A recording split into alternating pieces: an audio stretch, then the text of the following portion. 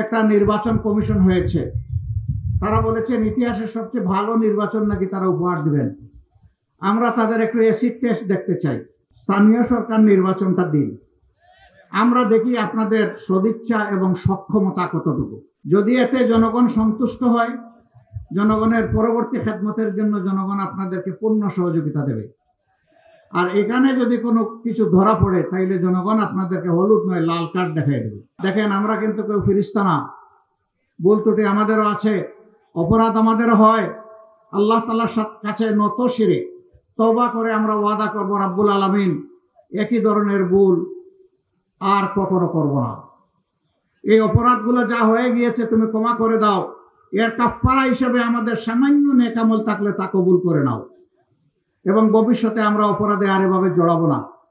আমরা মিথ্যা কথা বলবো না, চুগলখুরি করব না, কারো ইজ্জত নষ্ট করব না, কারো সম্পদে হাত দিব না, কারো জীবনের উপরে হাত দেব না, কারো হক আমরা হরণ করব না।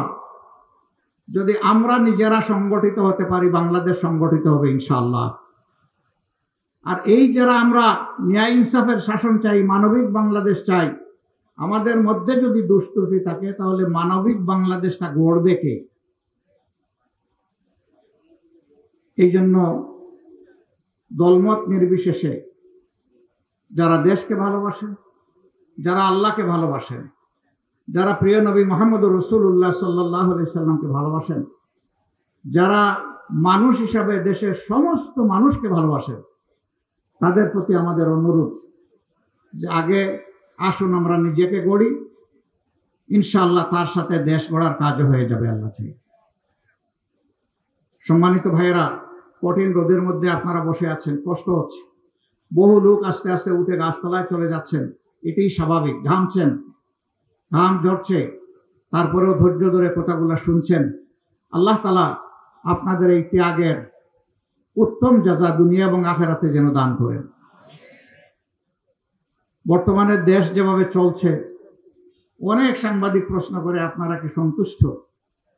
আমরা বলি 50-50। দেশের সরকার হয়তো বা চেষ্টা করছে, সকলের দৃষ্টিভঙ্গি সরকারের যারা আছেন আবার সমান না। এটা কোনো দলীয় নির্দিষ্ট আদর্শের সরকারও না। কেউ কেউ টানে মক্কার দিকে, আবার কেউ কেউ টানে মস্কোর দিকে। এই দুটানা অবস্থায় জাতির দ্রব্যমূল্য রমজানে কিছু সহনীয় ছিল, মানুষ কিছুটা আশ্বস্ত হয়েছিল, ধীরে ধীরে এখন আবার উত্তপ্ত হচ্ছে। আমরা সরকারকে বলবো সেই দিকে নজর দেন। সমাজের শৃঙ্খলা বিনষ্টের যারা কারণ, তাদেরকে পাকড়াও করুন। যারা 15.5 বছর এবং শেষ প্রান্তে এসে জুলাই আগস্টে গণহত্যা সংগঠিত করেছে, তাদের কাউকে আইনের বাইরে রাখবেন না, তাদের বিচার নিশ্চিত করুন। এই বিগত সরকার যে জঞ্জাল 15.5 বছরে সৃষ্টি করেছে, তার পর্যাপ্ত ন্যায়ানুগ সংস্কার সাধন করুন। কালো টাকা এবং পেশি শক্তির থেকে বের হয়ে আসার জন্য সমস্ত মানুষের ভোট এবং সঠিক প্রতিনিধিত্ব সংসদে নিশ্চিত করার জন্য পিআর সিস্টেমের ভোট নিশ্চিত করতে হবে। আমরা শুনতে পাচ্ছি সংসদ 2 কক্ষ বিশিষ্ট করার প্রস্তাব দেওয়া হচ্ছে, নিম্নকক্ষ উচ্চ কক্ষ। মূল কর্তৃত্ব থাকবে নিম্নকক্ষের হাতে, সেইটা হবে বর্তমান পদ্ধতিতে। আর উচ্চ কক্ষের প্রস্তাবনা করা হয়েছে পিআর সিস্টেমে। উচ্চ কক্ষ যদি পিআর সিস্টেমে প্রয়োজন হয়, তাহলে নিম্নকক্ষ নয় কেন? একই দেশে 2 পদ্ধতির প্রয়োজনটা কি? দুনিয়ার 62টা দেশ তারা পিআর সিস্টেমে নির্বাচন করে। সম্প্রতি ইউরোপ সফর করে আসলাম, সেই ইউরোপের 26টা দেশের মধ্যে 16টা দেশ পিআর সিস্টেমে নির্বাচন করে। তারা যদি তার সুফল যুগ যুগ ধরে পেয়ে থাকে, এই সুফল থেকে আমরা জাতিকে বঞ্চিত করার আমরা কে? সুতরাং এই অধিকার জাতিকে জাতির হাতে তুলে দিতে হবে। এইটা যারা মানবেন না, মনে করতে হবে তারা হলো বিচার মানি তাল গাছটা আমার। আমরা বলবো বিচার মানুন, রায়ে তাল গাছ যার তার হাতে চলে যাবে, এবং সেই বিচারটা হতে হবে ন্যায় বিচার। সম্মানিত ভাইরা, বর্তমান একটা নির্বাচন কমিশন হয়েছে, তারা বলেছেন ইতিহাসের সবচেয়ে ভালো নির্বাচন নাকি তারা উপহার দিবেন। আমরা তাদের একটু অ্যাসিড টেস্ট দেখতে চাই। তারা জাতীয় সংসদের নির্বাচন, যেটা দিয়ে দেশ শাসন হবে 5 বছরের জন্য জনগণের ম্যান্ডেট নিয়ে, সেই নির্বাচনের আগে তারা, জনগণ এখন সাফার করছে স্থানীয় সরকারের বিভিন্ন জায়গায় প্রতিনিধি না থাকার কারণে।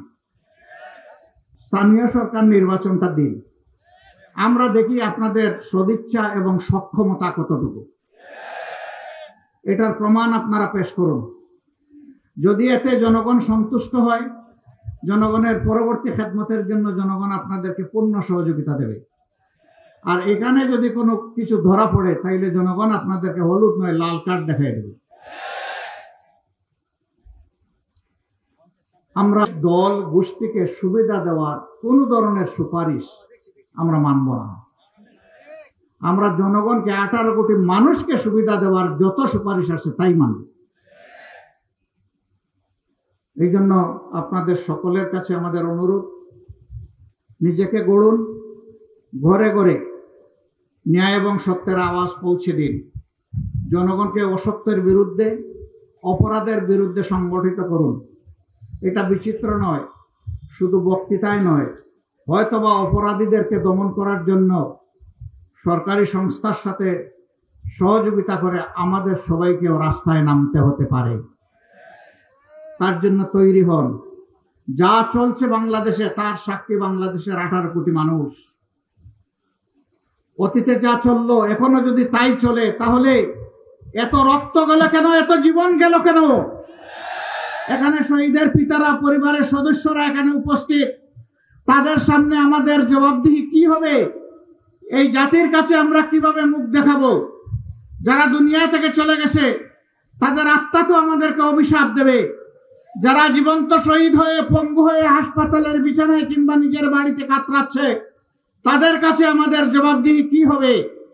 এই জন্য আমাদের শহীদদের প্রতি সম্মান রেখে, আমাদের পঙ্গু আহত ভাই বোনদের প্রতি সম্মান রেখে, তারা যেমন জীবন দেওয়ার জন্য লড়াই করেছে, বাংলাদেশকে জঞ্জাল মুক্ত, কলুষ মুক্ত, দুর্নীতি মুক্ত, দুঃশাসন মুক্ত বাংলাদেশ করার জন্য আমরা আরেকবার জীবন দিয়ে হলেও লড়াইয়ের জন্য প্রস্তুত হয়ে যাব ইনশাআল্লাহ।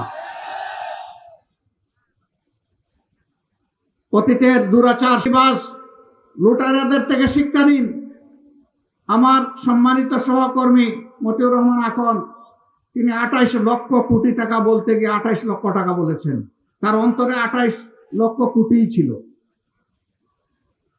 এই টাকা বাংলাদেশের বাজেটের, বার্ষিক বাজেটের 4 থেকে 5 গুণ। এই টাকা কারা চুরি করেছে বলেন? এখনো কি বয়ের সংস্কৃতি আছে? গলা ঝেড়ে বলেন, আওয়ামী লীগ করেছে, তাদের দূষররা করেছে। এবং তাদের সাথে তাল মিলিয়ে প্রশাসনের বিভিন্ন জায়গায় যে সমস্ত জালিমরা ছিল, তারাও করেছে। জনগণের এই সম্পদ দেশে ফিরিয়ে এনে জনগণের তহবিলে যোগ করতে হবে। আমরা চাই তা ফেরত আনা হোক। আমরা ইউরোপিয়ান ইউনিয়নে, সেখানে দেশগুলোকে, অথরিটিগুলোকে বলেছি, আমাদের টাকা আমাদেরকে ফিরিয়ে দিতে আপনারা সাহায্য করুন। কিছু দুর্বৃত্ত এই টাকা নিয়ে পালিয়ে এসে আপনাদের শেষে আশ্রয় নিয়েছে, ওদেরকেও আমাদের হাতে সমর্পণ করুন। ওদের চুরি করা টাকাও আমাদের হাতে সমর্পণ করুন।